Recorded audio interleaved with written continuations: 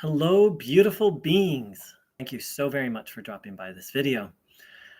So for anyone new to this channel is about Neo-Advaita, also known as Neo-Non-Duality. And if my movements are weird, it's because my camera is doing strange things and it's kind of turning everything around backwards. So please bear with me.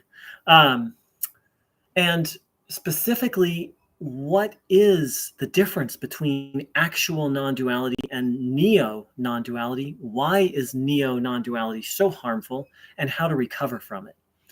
So a warm welcome to anyone who's new to this channel, and a warm welcome back to anyone who is a return viewer.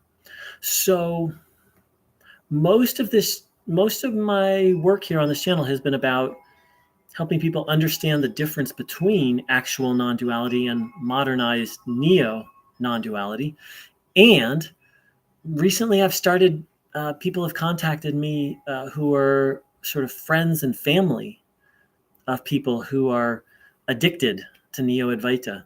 And someone reached out recently and asked what they could do for this person. Actually, I'm going to read their letter, leaving out any identifying details. The person said, I am reaching out because my boyfriend is a follower of blank, a very famous Neo-Advaita teacher. He struggles with addiction and has fallen on very hard times recently and has expressed thoughts of suicide. His family and professionals are involved, but he continues to watch and pay for blank satsangs, which terrifies me. From what I've seen of blank, and blank being the name of the teacher, I feel he breaks down people to the point where they don't have much connection or self-worth. I don't really know I'm reaching out. I guess I'm just kind of desperate. What do you think I should do? So first of all, to this person, my heart goes out to you. Must be very painful to see this person throwing their life away. And you ask, what do I suggest that you do? Well, two things. First of all, take exquisite care of yourself.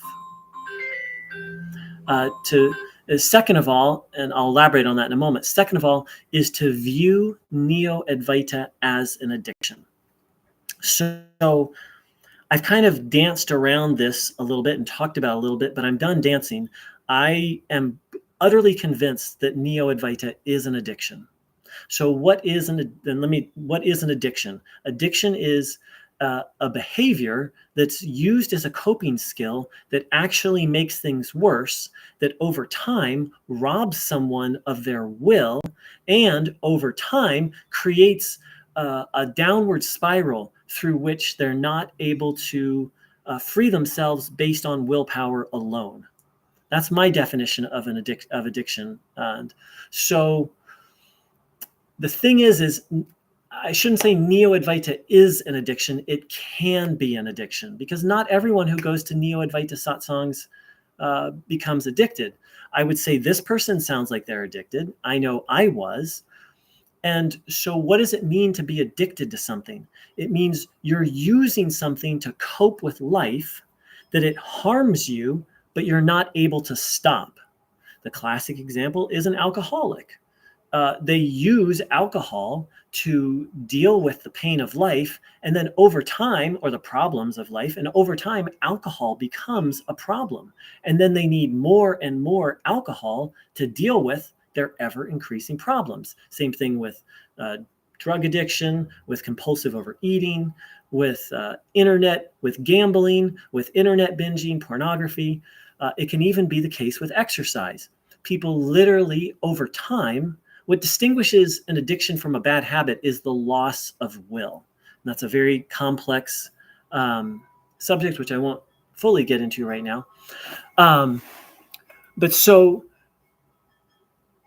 Neo-Advaita does not lead everyone into an addictive spiral, but it definitely leads some people. As many of you know, the most popular Neo-Advaita teacher on the planet has had 3 people kill themselves at his center, with a 4th one attempt. And I received a letter from someone who knew people at this center who said that he personally knew 6 people who were feeling suicidal, and that this Neo-Advaita teacher had no advice for them other than to keep practicing and this will pass. And yet they've been feeling that way for years. So if you take Neo-Advaita seriously, it will take you into a downward spiral.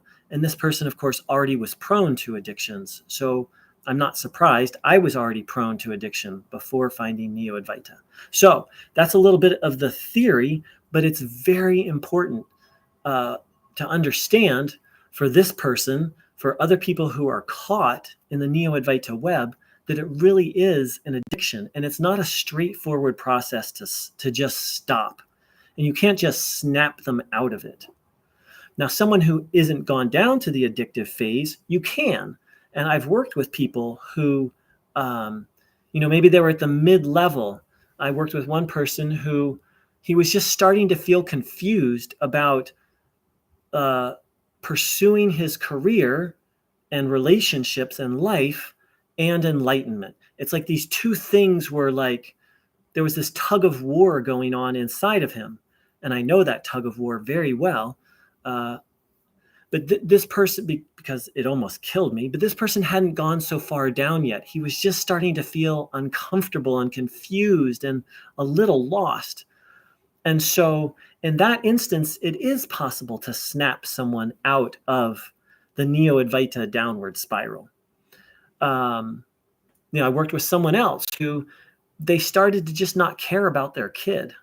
Like they just started to view their kid as like an object or an untrue thing. Like this is a parent who loved their child. And they just started to be like, he's not real. Now, again, he didn't go too far down. He was just beginning, and he reached out to me when he started to feel concerned. So in such instances, it's not so hard to sort of pop the bubble, as it were. But once you go down into and the same thing with an alcoholic, when an alcoholic when someone hasn't become an alcoholic yet, but they have a very serious drinking problem, then if there are very dire consequences, like someone says, you sober up or I'm going to leave, then the person can break out of it, though it might be hard. But once they've hit that point of a real addiction, they're on the spiral towards drinking themselves to death. And Neo-Advaita is the same way. It's just much slower. It's kind of instead of like through alcohol, it's through neglect of the body. When I was into it, it was like I stopped exercising. I didn't eat very much. I just didn't care about anything. I would just stay at home all day and do my other addictive behaviors like internet scrolling and junk food. And so that it's a much slower death. But the Neo-Advaita addiction any addiction is a deadly illness. The question is, how quick or how slow of a killer is it? So with all that theory, and I'm sorry to be the bearer of the bad news to the person who wrote to me, and to anyone else who has anyone else who has gone to this point. And so now on to what you can do. So you need to take exquisite care of yourself. If I don't know what his other addictions are, but there are support groups for people who have a friend or relative that has an addiction. One of them is called Smart Recovery, and they have a program for families and friends. One of them is called Al-Anon, Al-Anon. That's for people who have relatives who are alcoholics. And there's another one called Nar-Anon. Let me see if I have that spelled right. Yes, NAR, Nar-Anon. That's a support group for people who have friends or family that are addicted to drugs. And so, why does this person need to go to a support group? Well, because addiction is literally insane.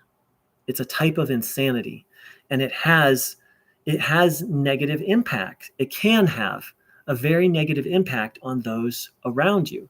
So you'll notice the first thing I said is take exquisite care of yourself, because being in a relationship with someone who has an addiction, and by relationship, I mean friend, family, much less boyfriend, girlfriend, husband, wife, partner, it can have a profound negative impact on you. So, of course, you want to help this person. That's very natural. In a certain sense, that's virtuous. However, in the case of addiction, the person has to want to stop.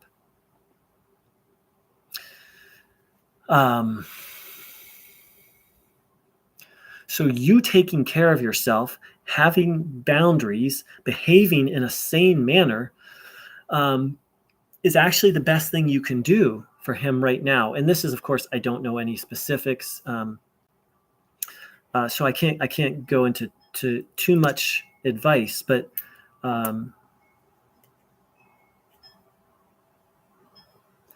because you can't nag and push with someone who has an addiction. You can say, hey, I'm not going to hang out with you when you're doing your addiction. If we're going to stay in a relationship, I need you to stop. But then you have to stick by that. And so, again, I don't want to get into specifics because I don't know your specifics. But what you can do is educate yourself about Neo-Advaita so that you can understand that it's like a disease. Now, granted, it's more of a mental, spiritual disease, but at a certain point, it does take impact on the body as well. The nervous system gets rewired. In addiction, the nervous system doesn't learn how to settle itself. And so it needs to turn to the addictive behavior. So that would be my first suggestion. Please take good care of yourself. Please view Neo-Advaita, at least in this case, as an addiction. Recognize that you can't change it. You can't fix him, that you need to take exquisite care of yourself and find support for yourself. And if it feels right, educate yourself a little bit about Neo-Advaita, not so you can fix or change him, but so that you can take care of yourself. There's cliches like, on an airplane, when the cabin loses oxygen, cabin loses pressure and the oxygen masks come down, they always tell the parents, put your own oxygen mask on first. And that may sound crazy. You're like, well, get the masks on the kids. The reason why they do that is because the parents need to be well to be able to take care of the children. And so it's the same thing. If you're dealing with someone who's very sick, you need to be very well and very strong in order to be able to help them. And in the case of addiction,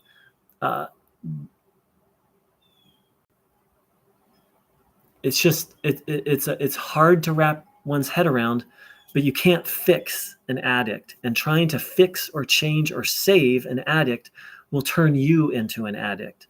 And so it's a complex subject, but I hope you check out some of those resources I posted your way, and prayers for you and for him and for everyone else impacted by Neo-Advaita. Thank you so very much to everyone who dropped by. Thank you to my live viewers who hung out with me for a little bit. And I wish everyone well on their journey of recovery from Neo-Advaita. Take care.